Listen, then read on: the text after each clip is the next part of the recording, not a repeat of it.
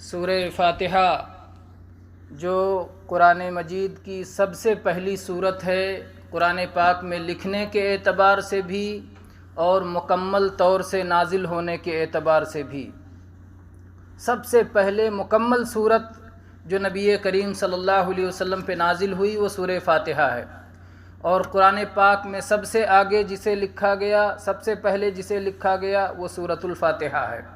سورۃ الفاتحہ میں اللہ تعالیٰ نے قرآن پاک کے تمام معانی اور مطالب کو جمع کر دیا ہے۔ اگر کوئی آدمی سورہ فاتحہ پڑھ لیتا ہے جہاں پر اللہ تعالیٰ نے سورہ فاتحہ کو لازم کیا ہے تو وہ باقی پورے قرآن کی طرف سے کافی ہو جاتا ہے، لیکن اگر آدمی سورہ فاتحہ چھوڑ دے، اس کی جگہ پر پورا قرآن پڑھ ڈالے تو کافی نہیں ہوگا۔ آپ صلاۃ میں قیام میں کھڑے ہوں، سورہ فاتحہ چھوڑ کے پورا قرآن پڑھ لیں، نماز قبول نہیں اللہ کے ہاں، لیکن سورہ فاتحہ پڑھ لیں باقی نہ پڑھیں اللہ کے ہاں قبول ہے۔ تو اس قدر یہ اہم صورت ہے۔ کیوں اللہ تعالیٰ نے اسے اہمیت دی ہے، اس کے معنی اور مطلب پہ ہمیں غور کرنا چاہیے، اور چنانچہ اسی کی ہم تھوڑی تھوڑی کوشش کر رہے ہیں۔ میرے بھائیو، ہم اس دعا تک پہنچے تھے اہدنا الصراط المستقیم، کہ اے اللہ ہمیں سیدھی راہ دکھا دے اور سیدھی راہ پر چلا دے۔ اہدنا، اے اللہ ہمیں ہدایت دے دے۔ عربی میں ہدایت کا معنی دونوں ہوتا ہے، راستہ دکھانا بھی اور راستہ چلانا بھی۔ دکھانے کو کہتے ہیں ہدایت ارشاد اور چلانے کو کہتے ہیں ہدایت توفیق۔ تو یہ دونوں معنی ہوتا ہے۔ ہمارے یہاں بہت سارے لوگ بلا وجہ جھگڑا کرتے ہیں کہ اہدنا کا معنی راستہ دکھانا ہے یا راستہ چلانا ہے۔ دونوں اس کا معنی ہے۔ قرآن پاک بہت جامع ہے، قرآن پاک میں بہت سارے معنی ایک لفظ کے اندر آ جاتے ہیں۔ تو اہدنا جب ہم کہتے ہیں تو اس میں سارے معنی آ جاتے ہیں جو ہدایت کے معنی ہیں۔ اے اللہ ہمیں سیدھی راہ دکھا دے، سیدھی راہ پر چلا دے، سیدھی راہ پر مرتے دم تک قائم رکھ۔ سب اس کے اندر آ گیا، سب مانگ لیا ہم نے، اہدنا کہہ کے ہم نے اللہ سے سب مانگ لیا۔ اور میرے بھائیو، ہم نے اسلام کے بارے میں جان لیا کہ یہ دین برحق ہے، یہ ہدایت تو ہے لیکن اجمالی ہدایت ہے۔ ہم نے اتنا جانا کہ اسلام یہ سیدھی راہ ہے، یہ اللہ تک پہنچانے والی، جنت تک پہنچانے والی راہ ہے، لیکن اسلام کی تفصیل، اس کے ارکان کیا ہیں اور اس میں فرائض کیا ہیں، اس میں مستحبات کیا ہیں، اس میں نوافل کیا ہیں، اس مسئلے پر اسلام کا کیا حکم ہے۔ آج جمعہ کا دن ہے، مثلا صبح سے شام تک اسلام مجھ سے کیا چاہتا ہے، ہر چیز ہم جانتے ہیں؟ نہیں جانتے۔ ہمیں ضرورت ہے کہ ہم کو اللہ تعالیٰ بتائے، اپنے کسی بندے کے ذریعے بتائے، ہمارے دل میں اللہ تبارک و تعالیٰ اس کا الہام کرے، پرانی چیزیں جو یاد ہیں وہ بھول نہ جائیں، وہ یاد رہیں۔ تو ہمیں ہدایت کی ہر گھڑی ضرورت ہے، ہدایت ارشاد کی بھی اور ہدایت توفیق کی بھی۔ بہت ساری چیزیں ہم جانتے ہیں لیکن اس پر چلنے کے لیے دل نہیں ہوتا۔ کیوں؟ اس لیے کہ اللہ کی توفیق نہیں ملتی۔ جانتے ہیں کہ یہ کام برحق ہے، جانتے ہیں کہ یہ کام سچائی ہے، جانتے ہیں کہ یہ کام کریں گے تو رسول اللہ صلی اللہ علیہ وسلم کی سنت کے مطابق یہ عمل ہوگا، اللہ کے نبی اس کی وجہ سے میری سفارش کریں گے، لیکن اس کے باوجود نہیں کر پاتے، سستی کی وجہ سے، کاہلی کی وجہ سے، بے توفیقی کی وجہ سے۔ ہم میں سے اکثر لوگ یہ بات جانتے ہوں گے کہ اللہ کے نبی کریم صلی اللہ علیہ وسلم نے فرمایا ہے اذا سمعتم المؤذن فقولوا مثل ما یقول، جب مؤذن کو اذان دیتے ہوئے سنو تو تم بھی ویسے کہتے جاؤ جیسے مؤذن کہتا ہے۔ جب مؤذن کہے اللہ اکبر اللہ اکبر تو ہمیں بھی جواب میں کہنا چاہیے اللہ اکبر اللہ اکبر۔ جب مؤذن کہے اشہد ان لا الہ الا اللہ تو ہمیں بھی کہنا چاہیے اشہد ان لا الہ الا اللہ۔ جب مؤذن کہے اشہد ان محمد رسول اللہ تو ہمیں بھی کہنا چاہیے اشہد ان محمد رسول اللہ۔ جب مؤذن کہے حی علی الصلاۃ تو ہمیں کہنا چاہیے لا حول ولا قوت الا باللہ۔ جب مؤذن کہے حی علی الفلاح تو ہمیں کہنا چاہیے لا حول ولا قوت الا باللہ۔ اور جب اس کے بعد مؤذن کہے اللہ اکبر تو ہمیں بھی کہنا چاہیے اللہ اکبر اللہ اکبر۔ اور جب مؤذن کہے لا الہ الا اللہ تو ہمیں بھی کہنا چاہیے لا الہ الا اللہ، اور اس کے بعد پڑھنا چاہیے درود شریف، اللہم صلی علی محمد وعلی آل محمد کما صلیت علی ابراہیم وعلی آل ابراہیم انک حمید مجید، اللہم بارک علی محمد وعلی آل محمد کما بارکت علی ابراہیم وعلی آل ابراہیم انک حمید مجید۔ اس کے بعد وہ دعا پڑھنا چاہیے، اللہم رب هذه الدعوة التامة والصلاة القائمة آتی محمدا الوسیلة والفضیلہ وابعثه مقاما محمودا الذی وعدتہ۔ یہ دعا پڑھنا چاہیے۔ اس کے بعد اللہ کے نبی کریم صلی اللہ علیہ وسلم نے اس بندے کو خوشخبری سنائی ہے جو آدمی مؤذن کے اذان کا جواب دے، اس کے بعد درود شریف پڑھے، اس کے بعد یہ دعا پڑھے کہ اللہ کے نبی صلی اللہ علیہ وسلم قیامت کے دن اس کی سفارش کریں گے۔ لیکن اسی مسجد میں سارے لوگ بیٹھے رہتے ہیں، کتنے لوگوں کو توفیق ہوتی ہے کہ جواب دیتے رہیں مؤذن کے ساتھ؟ بہت سارے لوگ جواب دیتے ہیں اور بہت سارے لوگ جواب نہیں دے پاتے، جبکہ اور کوئی کام نہیں ہے۔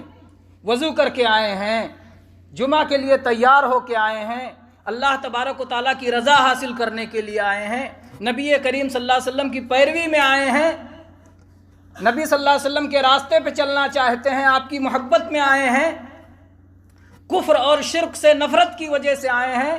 یہ اس طرح کا جمعہ کا مجمع دیکھ کر کس طرح شیطان کو غصہ آتا ہے کہ یہ مسلمان ایسے کیوں اللہ کے لیے رضا کے لیے اکٹھا ہوتے ہیں۔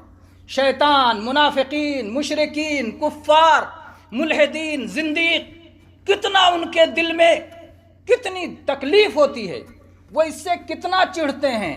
تو جب آپ آتے ہیں جمعہ کے لیے تو اللہ کے دشمنوں کے دلوں میں جو غصہ پیدا کرتے ہیں، اس کی وجہ سے اس پہ بھی اللہ آپ کو اجر دیتا ہے۔ لیکن کیا ہماری یہ نیت ہوتی ہے؟ میرے بھائیو، اسی لیے میں کہہ رہا تھا جب ہم کہتے ہیں اہدنا، یا اللہ ہمیں راستہ دکھا دے، تو یہ سب راستے ہیں جو ہمیں سمجھ میں آنا چاہیے۔ اگر یہ سب اللہ نے دکھا دیا تو اللہ نے ہمیں توفیق دے دی، اور پھر اس پہ عمل کی توفیق دے دی، اور پھر اس پہ قائم رکھا اللہ نے۔ بہت سارے لوگ نیکی کی طرف بڑھتے ہیں پھر پیچھے ہٹ جاتے ہیں، تو گویا ہدایت پہ وہ پوری طرح پہنچے نہیں ہیں۔ ہدایت کی طرف بڑھتے رہیں اور بڑھتے رہیں اور بڑھتے ہی رہیں، آگے کی طرف چلے جائیں، پیچھے نہ ہٹیں، پیچھے ہٹنے والوں میں سے نہ بنیں۔ تو جب ہم کہتے ہیں اہدنا، اے اللہ ہمیں ہدایت دے دے، تو یہ مطلب ہوتا ہے کہ اپنے شرعی مسائل سکھا دے، ہمارے دلوں میں یہ جذبہ پیدا کر دے کہ ہم تیرے دین کو سیکھیں، اس کے مطابق عمل کریں۔ اے اللہ ہمیں رستہ دکھا بھی دے، یا اللہ ہمیں رستے پہ چلا بھی دے، یا اللہ ہمیں اس رستے پہ ثابت قدم رکھ۔ یہ سب ہم نے مانگ لیا جب ہم نے اللہ سے مانگا اہدنا الصراط المستقیم۔ میرے بھائیوں، ہم میں سے کتنے لوگ ہیں جو نہیں جانتے؟ ضرور جانتے ہوں گے کہ جب مسجد میں آئیں تو کیا کہیں؟ السلام علیکم، یہ کم سے کم ہے، مختصر السلام علیکم۔ اور جب نکلنے لگیں تب بھی السلام علیکم کہہ کے نکلیں۔ یہ ایک مجلس ہے، اور مجلس کے آداب میں سے یہ ہے کہ جب کوئی کسی مجلس میں آئے تو کہے السلام علیکم، کم سے کم، اس سے زیادہ السلام علیکم ورحمۃ اللہ، اس سے زیادہ السلام علیکم ورحمۃ اللہ وبرکاتہ۔ جواب دینے میں بھی مسئلہ یہی ہے، ایک آدمی سلام کرتا ہے، سب کے اوپر جواب دینا لازم نہیں ہے، کسی ایک نے جواب دے دیا سب کی طرف سے ہو گیا۔ ایسے ہی نکلنے والا جب نکلنے لگے تو سلام کر کے نکلے، کسی ایک نے جواب دے دیا تو ہو گیا۔ اگر کوئی آدمی سنت پڑھ رہا ہے، نماز کی حالت میں ہے، اس کو مخاطب کر کے کوئی سلام کہتا ہے السلام علیکم، وہ زبان سے جواب نہیں دے گا، نماز کی حالت میں بات کرنا جائز نہیں ہے، لیکن اشارے سے جواب دے سکتا ہے۔ نبی کریم صلی اللہ علیہ وسلم اشارے سے جواب دے دیتے تھے، آپ کہتے تھے جو ہے ہاتھ کے اشارے سے یا سر کے اشارے سے آپ جواب دے دیتے تھے کہ میں نے تمہارا سلام سن لیا ہے اور گویا تمہیں جواب دے دیا ہے۔ تو اشارے سے جواب دے دیں گے، لیکن زبان سے صلاح پڑھنے کی حالت میں، نماز پڑھنے کی حالت میں جواب نہیں دیں گے۔ بہرحال میں کہہ رہا تھا میرے بھائیوں کہ جب ہم کہتے ہیں اہدنا الصراط المستقیم تو ہم اللہ سے یہ بھی مانگتے ہیں کہ اے اللہ صراط مستقیم دکھا دے، اور یہ بھی مانگتے ہیں اے اللہ اس پہ چلنے کی توفیق دے دے، اس پہ چلا دے، اور ہم یہ بھی مانگتے ہیں کہ اے اللہ اس پہ ہمیں ثابت قدم رکھ، اس سے ہمارا قدم ڈاواں ڈول نہ ہو۔ جب حق کی طرف بڑھ چکے ہیں تو جو بھی مصیبت آئے، جو بھی تکلیف آئے، جو بھی بلائیں آئیں، سب کے لیے ڈٹ کے مقابلہ کرنے والا بنا دے۔ یا اللہ جب تک جنت میں پہنچ نہ جائیں، جنت میں پہنچیں گے تو کہیں گے الحمدللہ الذی ہدانا لہذا۔ اس اللہ کی حمد و ثنا، اس کی تعریف جس نے ہمیں یہ راستہ دکھایا تھا، جس نے ہمیں اس راستے پہ چلایا تھا۔ اگر اللہ کی توفیق نہ ہوتی تو ہم اس راستے پہ نہیں چل سکتے تھے۔ جناب محمد رسول اللہ صلی اللہ علیہ وسلم اور آپ کے صحابہ کہتے تھے اللہم لولا انت مہتدینا، اے اللہ اگر تو نہ ہوتا یعنی تیری توفیق نہ ہوتی تو ہم ہدایت کے راستے پہ نہیں چل سکتے تھے۔ میرے بھائیو، جب ہم کہتے ہیں اہدنا الصراط المستقیم، اے اللہ سیدھی راہ پہ چلا دے، اہدنی نہیں کہتے کہ اللہ مجھ کو چلا دے، اہدنا یا اللہ ہم سب کو چلا دے، کیونکہ ایک مسلمان خیر خواہ ہوتا ہے، سب کی بھلائی سوچتا ہے، اس لیے وہ سب کے لیے مانگتا ہے، اکیلے اپنے کے لیے نہیں مانگتا۔ اہدنا یا اللہ ہم سب تیرے دربار میں آئے ہیں، یا اللہ ہم سب کو سیدھی راہ دکھا بھی دے، سیدھی راہ پہ چلا بھی دے، سیدھی راہ پہ ثابت قدم کر دے، سب کے لیے مانگتے ہیں۔ یہ مسلمان کی خیر خواہی کی اور بھلائی چاہنے کی نشانی ہے۔ اسی طرح سے میرے بھائیو یہ بھی بات ہے کہ جب ہم یہ دعا کرتے ہیں تو ہم دنیا کو بھی دیکھتے ہیں کہ دنیا میں حق پر چلنے والے اور حق پہ ڈٹے رہنے والوں کی تعداد تھوڑی ہے۔ ڈر لگتا ہے اس راستے پہ کیسے چلیں گے، اس راستے میں بڑی پریشانیاں ہیں، اس راستے میں بڑی مصیبتیں ہیں، ہم اس راستے پہ چلیں گے کیسے، قائم کیسے رہیں گے، بڑی تکلیفیں ہیں۔ اللہ نے فوراً یاد دلا دیا کہ میرے بندے مت گھبرا، پریشان نہ ہو، کیونکہ یہ راستہ کن لوگوں کا ہے؟ صراط الذین انعمت علیہم، یا اللہ ان لوگوں کا راستہ دکھا دے جن پر تو نے انعام کیا ہے، تیرا خاص انعام ہوا ہے، تیرا خاص کرم ہوا ہے۔ تو جب بندہ یہ سوچتا ہے کہ میں اس راستے پہ چل رہا ہوں، اگرچہ یہ مصیبت والی راہ ہے لیکن یہ ان لوگوں کی راہ ہے جن پر اللہ کا فضل و کرم ہوا ہے، جن پر اللہ کا انعام ہوا ہے، تو وہ مطمئن ہو جاتا ہے کہ اگر میں اس راستے پر چلوں گا تو مجھ پر بھی اللہ کا انعام ہوگا، مجھ پر بھی اللہ کا احسان ہوگا۔ اور اللہ کا انعام اور احسان کن بندوں پر ہوا ہے جانتے ہیں؟